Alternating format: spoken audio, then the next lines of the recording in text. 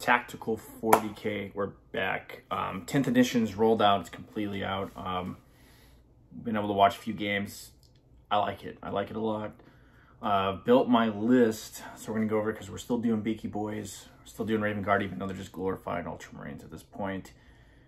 But I just like the aesthetic and I guess the lore. There's nothing really lore about any of this anymore, unless you take Shrike, and then you can put Shrike on with a unit as a leader and do some cool stuff. But a lot of the cool stuff you could have done before, you can do with Phobos units. So, I mean, we're just going to roll with those punches and just kind of try to keep it as much Raven Guardy as we possibly can. This video, we're just kind of, this is my first 10th edition official type intro. So what we've done so far, because we're almost got a whole army. I think I got 1,700 points, not totally built, but 1,700 points worth of Space Marines. But I'll show you what we're working on right now when it comes to the Beak Boys. I've put a lot of models together. I haven't done a whole lot of painting. My first bro that I've put together recently is now, before I wasn't going to run one in 9th, but now we're going to run one for sure in 10th, because they do, when you attach them to units, they do some cool things. And that is this librarian that came with that Strike Force, Raven Strike Force box. I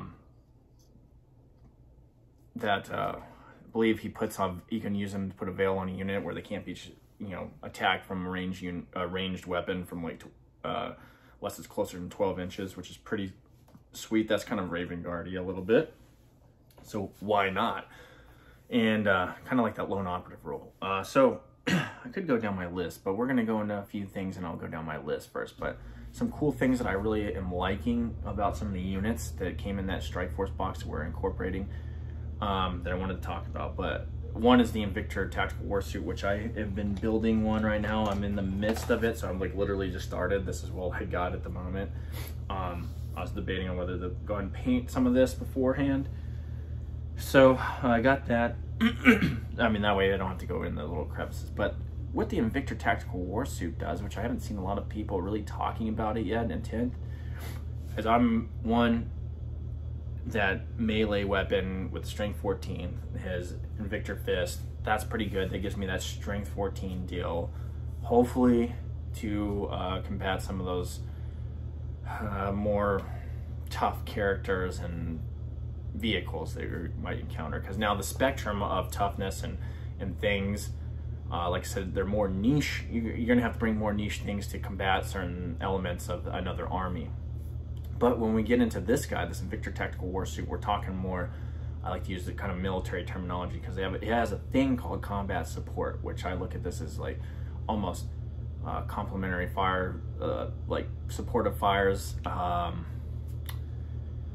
like almost like a combined arms thing. But it's basically a supportive fire. It's almost like setting up and leaping and bounding in a sense, because what you do if you're within 6 inches of another Phobos unit with this thing, in your opponent's turn, when he uses I think it's a ranged attack. Let me look at this. 6 inches of the unit selected as a target of an attack, this model can use this ability. Okay, it's just a attack, right? If it does not, after the enemy model's units finish making its attack, this model can shoot as if it were in the shooting phase.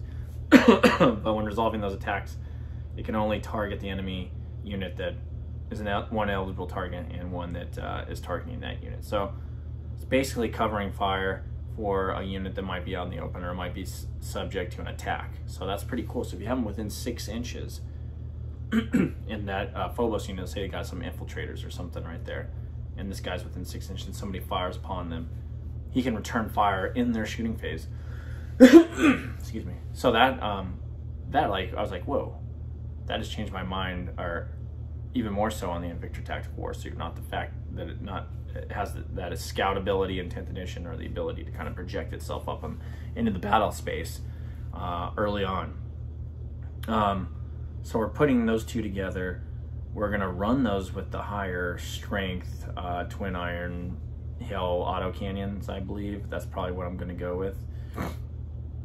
Which, because I'm really struggling with keeping enough high strength stuff in the army, so I'm gonna have to either go out and get, I was looking at various tanks, maybe another dreadnought type thing, so that we can counteract some of the characters and that we might contend with, or some other armor.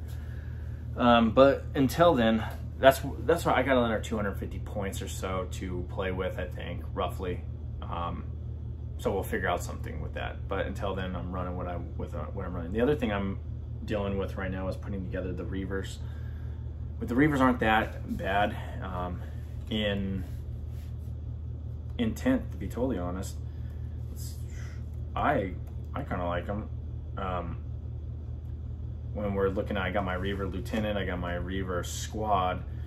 The only thing I was really having a tough time is, well, whether I put the pistols on them or whether I run them with the carbine. So I went ahead and split them, and I did 5 carbines and 5 with the combat knife and combat pistol. So I got these guys going. I got half of each squad, or roughly half. I got 2 of each right now built. We're building some of the last 3 of each squad. One of the reasons I picked the carbine, one, I just like the aesthetic of it. They look cool. They look very high speed, low drag type, unit.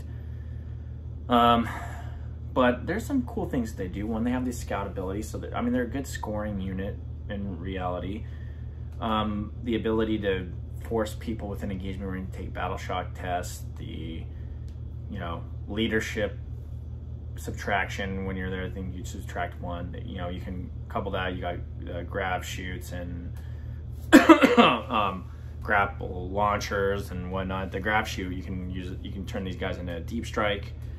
So I plan on attaching some leadership to these characters as well, and going from there. But excuse me. So I haven't figured out who I'm going to attach them yet. Here's another dude. These guys just look cool.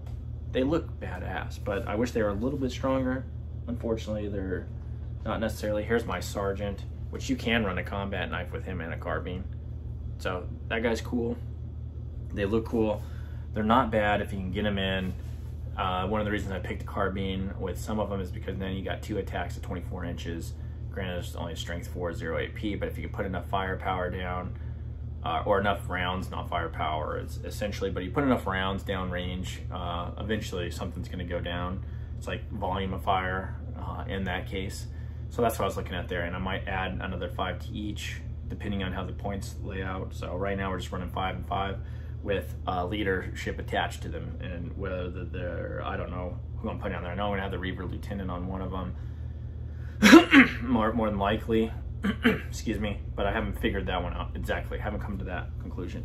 The other units that we are going to talk about today that I'm kind of upset about, that I've really worked hard and I'm still kind of working on their paint jobs.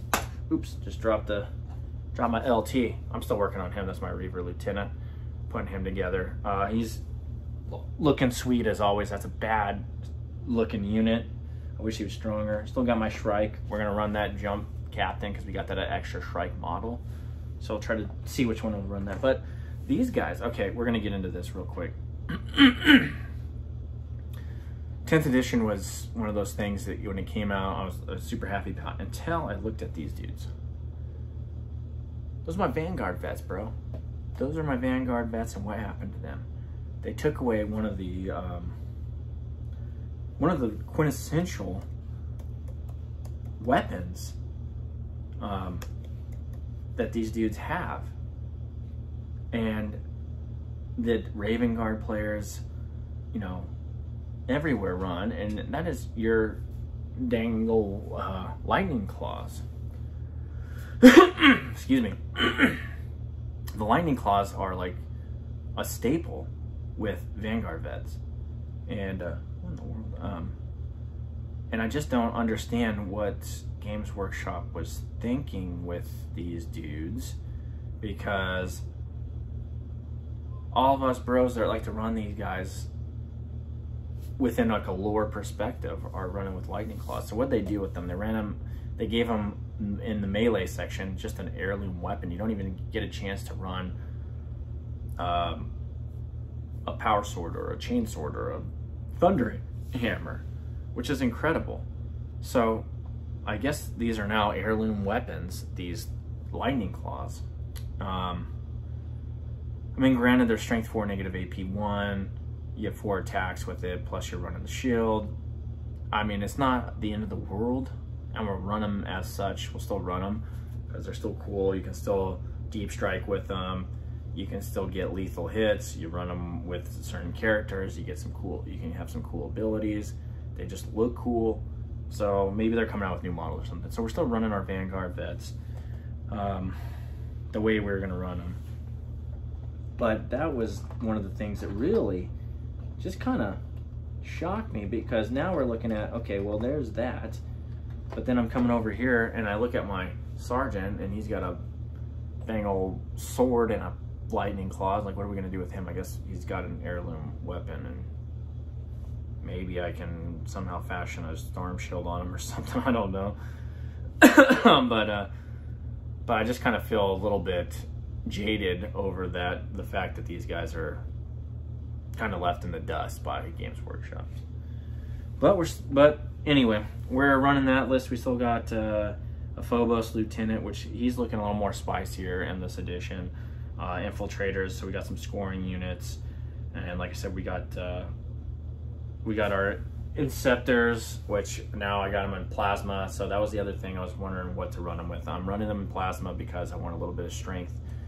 I want a little bit more firepower. And these guys, now this is the interesting thing in 10th edition that is kind of, you know, it's interesting, but at the same time you're wondering, like, well, these guys aren't really close combat dudes. Why would you even need this or do this? But it is kind of alluring and interesting, and that is the fact that these Inceptors, with my computer, I want to pull up just to make sure I'm not, one, they have deep strike like they always had, but they have this called Meteoric Descent, and we'll just read it here. So when this unit is set up on the battlefield using the deep strike ability, it can perform a meteoric descent. If it does, this unit can be set up anywhere on the battlefield.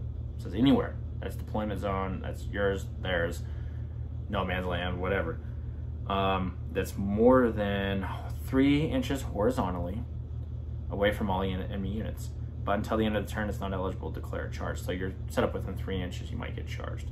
You can fire Overwatch or something like that. But it is an interesting ability. It is good for scoring points, I'd imagine, because you can throw them right in your enemy's deployment zone. You can really tie units up with this thing and possibly get some damage dealt. Throwing these dudes out there. So I'm definitely including these dudes in there, and it's definitely something, a tool that you want to keep in your back pocket. They look cool. They have Gravis armor, so you're looking at, and they're tough, so you're looking at a toughness 6 on these guys. That's another thing. The Gravis stuff has really gotten strengthened up. Toughness 6, and they can project some fire. They can project themselves up the battlefield. If you get them in the right spot, you can really tie people up and score elsewhere. You can score with these guys, but then you can score elsewhere and really wreak havoc in the backfield of your enemy. So we got those guys that are working hard for us.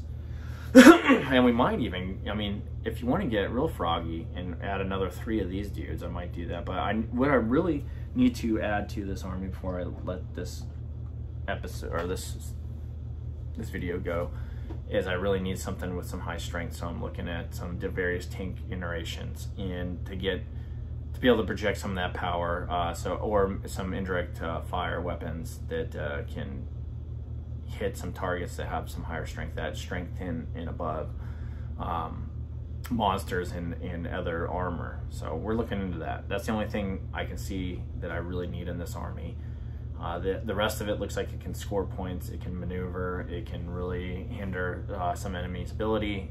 I haven't even gotten into some of the abilities of these units, especially coupled with leadership and what they can do.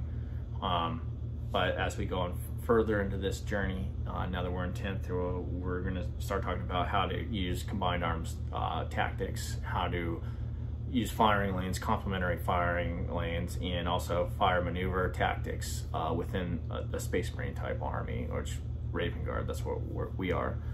And hopefully be able to be effective on the battlefield. And like I said, there's that store up there. They're running 10th edition now. We'll take our dudes up there. We'll battle. I'll give you some feedback on how that operates, and we'll adjust units if we need to. I also got my table being set up. We got to build terrain and whatnot and figure that out, and then we'll go through some scenario stuff. But anyway, like, subscribe. This is Tactical 40K out.